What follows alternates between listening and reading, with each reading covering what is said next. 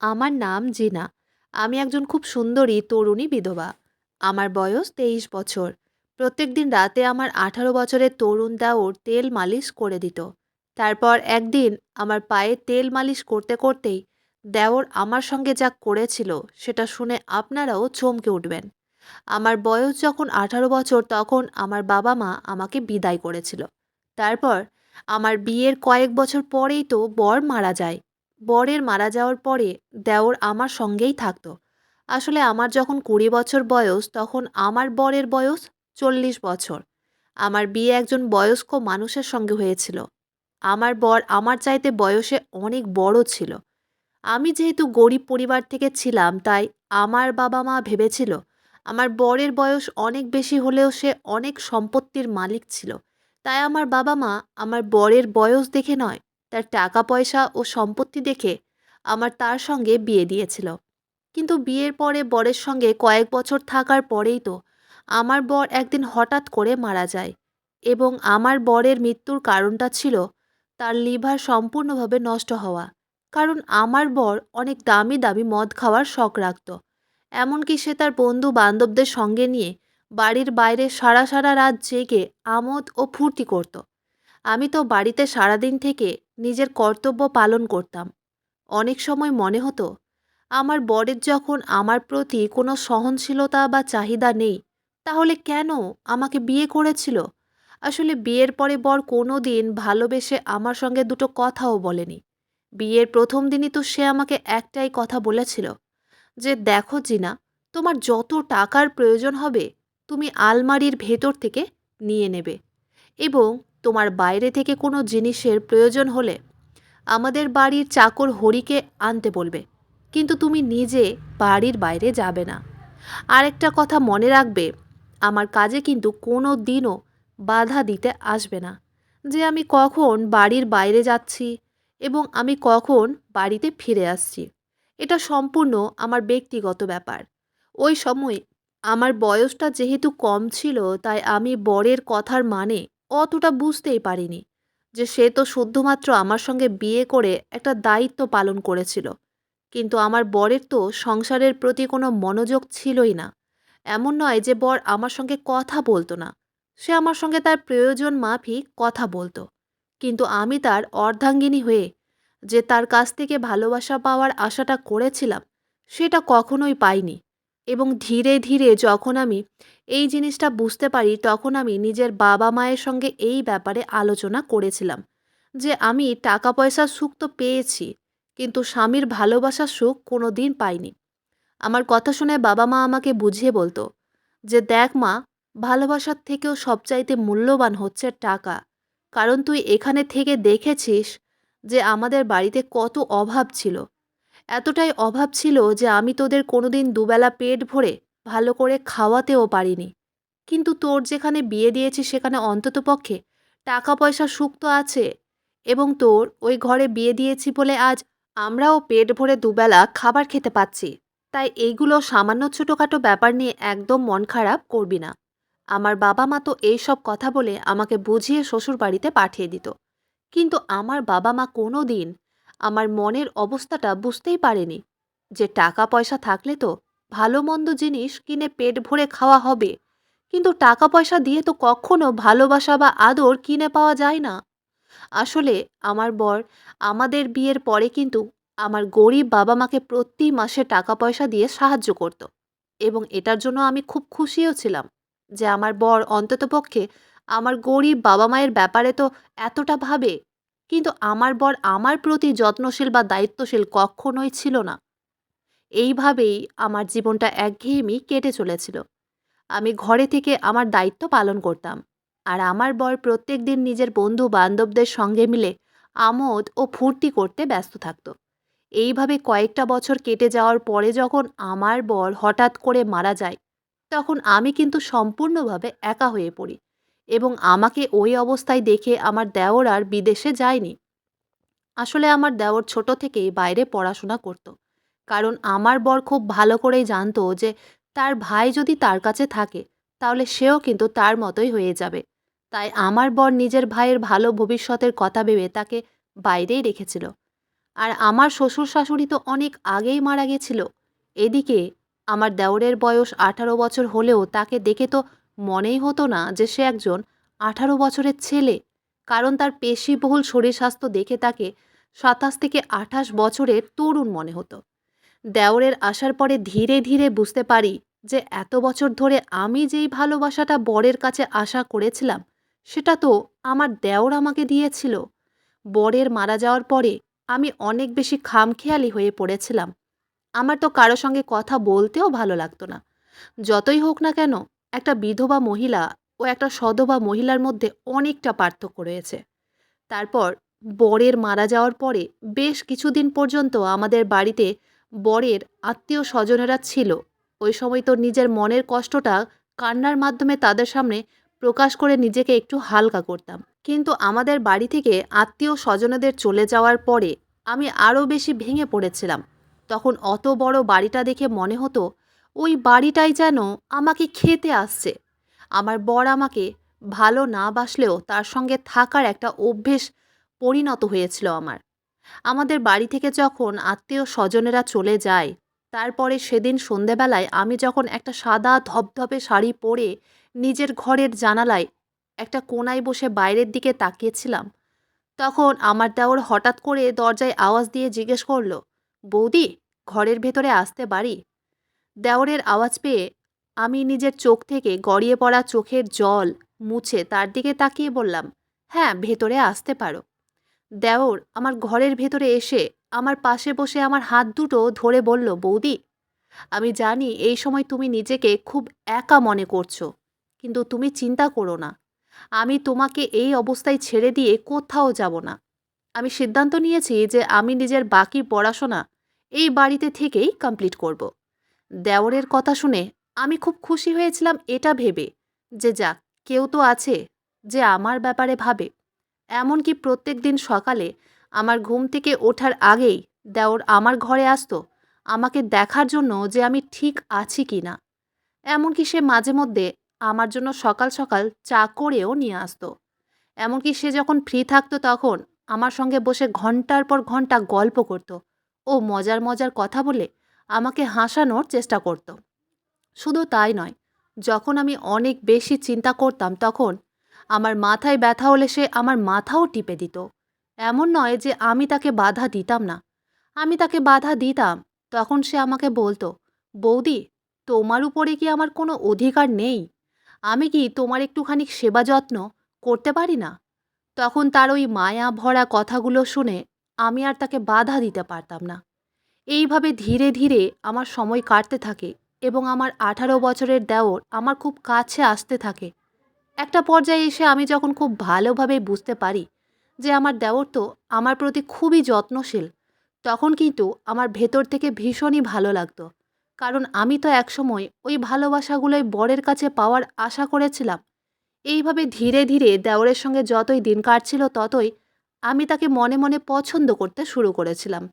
এবং একটা পর্যায়ে আমার মনটা যে এইভাবে ভেঙে যাবে সেটা আমি কিন্তু কল্পনাও করতে পারিনি। আসলে দোষটা তো আমারই ছিল। আমি একটিবারও এটা ভেবে দেখিনি যে দেওর তো আমার চাইতে বয়সে ছোট ছিল। কিন্তু আমি তো তার থেকে বড় ছিলাম। তাহলে আমি কি করে এত বড় ভুল কাজ করতে পেরেছিলাম? দেওরের আমার প্রতি ভালোবাসা, শ্রদ্ধা ও যত্ন, এটা কি অন্যরকম ভালোবাসা ছিল? নাকি সে আমাকে সত্যিই তার দাদার বিধবা মনে করে আমার খেয়াল রাখতো? আমি তো সেটাই বুঝতে পারিনি। দেওর যখন আমার খাওয়া-দাওয়া থেকে শুরু করে আমার শরীরের খেয়াল রাখা পর্যন্ত যত্ন করত, তখন তো আমি তাকে অন্যরকমভাবে দেখতে শুরু করেছিলাম এবং তার প্রতি আমার মনের আশা আরও বেশি বাড়তে থাকে। বরের মারা যাওয়ার পরে দুশ্চিন্তার কারণে আমাকে প্রত্যেক দিন ওষুধ খেতে হতো এবং সেই ওষুধটাও আমার দেওর আমাকে হাতে ধরে খাইয়ে দিত। আর প্রতিটা মুহূর্তে আমাকে বলতো, বৌদি, তুমি নিজের শরীরের খেয়াল রাখো। তুমি যদি ঠিকঠাকভাবে খাওয়া দাওয়া না করবে তাহলে তো তোমার শরীরটা আরও বেশি ভেঙে পড়বে। এবং দাদাকে তো আমি হারিয়ে ফেলেছি, তাই আমি তোমাকে কোনো মতে হারাতে চাই না। দেওরের মুখ থেকে এত ভালো ভালো কথা শুনে আমি তো তাকে অন্য কিছুই ভাবতে শুরু করেছিলাম এবং ধীরে ধীরে দেওরকে দেখে আমার মনের মধ্যে যে অনুভূতিটা হতো সেটা তো ভালোবাসার দিকেই গড়িয়ে যাচ্ছিল। ধীরে ধীরে আমি তাকে ভালোবাসতে শুরু করেছিলাম। এমনকি এইভাবে প্রায় ৩-৪ মাস কেটে যাওয়ার পরে আমি নিজেকে আমার ১৮ বছরের দেওরের জন্য আবার নতুন করে সাজাতে শুরু করেছিলাম। আসলে আমার বর তো আগে কোনোদিন আমার প্রতি এতটা ভালোবাসা ও যত্ন, শ্রদ্ধা দেখায়নি। তাই দেওরের কাছে এত বেশি যত্ন পেয়ে আমি তাকে মনে মনে অনেক বেশি ভালোবাসতে শুরু করে দিয়েছিলাম। এবং ধীরে ধীরে আমার সঙ্গে এমন পরিস্থিতি হয়ে দাঁড়িয়েছিল যে আমার ১৮ বছরের দেওর আমার সামনে এলেই আমাকে ভীষণ লজ্জা লাগতো। এমনকি আমি তাকে নিজের দিকে আকর্ষিত করার জন্য অনেক সেজেগুজে তৈরি হয়ে থাকতাম। এবং আমি সেজেগুজে থাকলে সে আমাকে বলতো, "বৌদি, তুমি এইভাবেই সেজেগুজে হাসি খুশি থাকবে। আমি তোমাকে সবসময় হাসি খুশি দেখতে চাই।" কিন্তু সে তো জানতেই পারেনি যে আমি তো তাকে মনে মনে ভালোবেসে ফেলেছিলাম।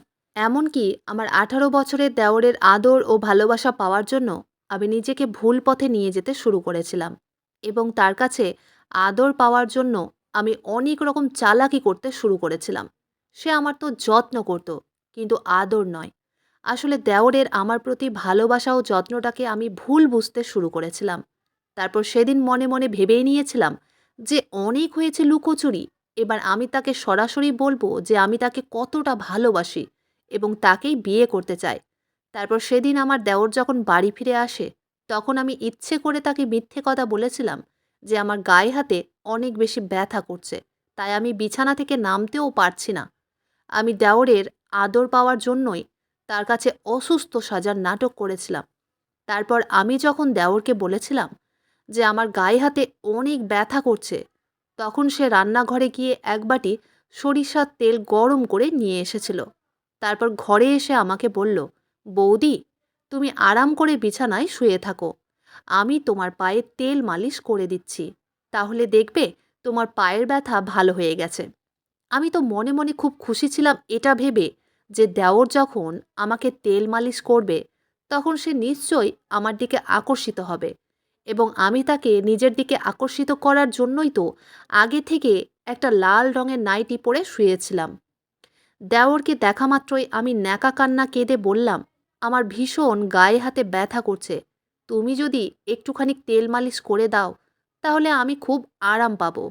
তারপর দেওর আমার মিছে কষ্ট দেখে সে আমার পাশে বসে পায়ের কাপড়টা একটুখানি তুলে তেল মালিশ করতে লাগলো। সে যখন আমার পায়ে হাত দিয়ে তেল মালিশ করছিল, তখন কিন্তু আমার ভীষণ আরাম লাগছিল এবং আমি মনে মনে অন্য কিছু অনুভব করছিলাম এবং ভেবেই নিয়েছিলাম যে এবার আর বেশি দেরি না করে আমি নিজের মনের কথা দেওরকে বলেই ফেলব। কিন্তু ঠিক ওই মুহূর্তে আমার পায়ের তলা থেকে যেন মাটিটাই সরে যায়। কারণ আমার ১৮ বছরের দেওর আমার পায়ে হাত দিয়ে যখন তেল মালিশ করছিল, তখন সে মুচকি হেসে আমার দিকে তাকালো এবং মাথা নিচু করে বলল, "বৌদি, আমি তোমাকে একটা কথা বলতে চাই। আমি অনেক দিন থেকে ভাবছিলাম যে তোমাকে আমার মনের কথাটা বলবো।" দেওরের কথা শুনে আমি ভীষণ উত্তেজিত ছিলাম এটা জানার জন্য যে আমার দেওরও নিশ্চয়ই আমাকে ভালোবাসে এবং সেটা বলার জন্যই সে হয়তো আমার দিকে তাকিয়ে মুচকি হাসছিল। ঠিক তখনই দেওর আমাকে বলল, "বৌদি, আমি তোমাকে যে কথাটা বলবো সেটা শুনে তুমি রাগ করবে না তো?" আমিও তখন দেওরের মুখের দিকে তাকিয়ে মুচকি হেসে বললাম, "না না, রাগ করব না। তোমার যা বলার আছে তুমি মন খুলে বলতে পারো। আমি তো তোমার মনের কথা শোনার জন্যই বসে আছি।" তারপর দেওর আমাকে বলল, "বৌদি, আমি দিয়া নামের একটি মেয়েকে অনেক ভালোবাসি এবং তাকেই বিয়ে করতে চাই। এবং তোমার কাছে অনুমতি না পেলে আমি দিয়াকে বিয়ে করতে পারবো না তো। কারণ আমি তো তোমাকে নিজের মায়ের মতো মনে করি। তাই তো আমি তোমাকে এতটা ভালোবাসি এবং তোমার এত যত্ন করি। তাই আমার মায়ের সমতুল্য বৌদির অনুমতি না পাওয়া পর্যন্ত আমি আমার পছন্দের মেয়ের সঙ্গে বিয়ে করতে পারবো না।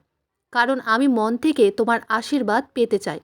দেওরের মুখ থেকে ওই কথাগুলো শোনার পরে আমার তো মাথা পুরো ঘুরে উঠেছিল। ওই সময় আমি তো কিছুক্ষণের জন্য একদম নিস্তব্ধ হয়ে গেছিলাম।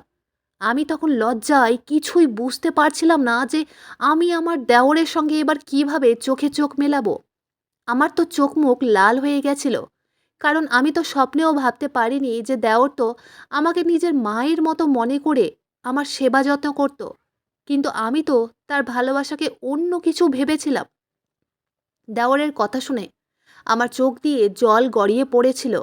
আমার চোখে জল দেখে দেওর তাড়াতাড়ি আমার চোখের জল মুছে দিয়ে বলল, বৌদি তুমি কাঁদছো কেন?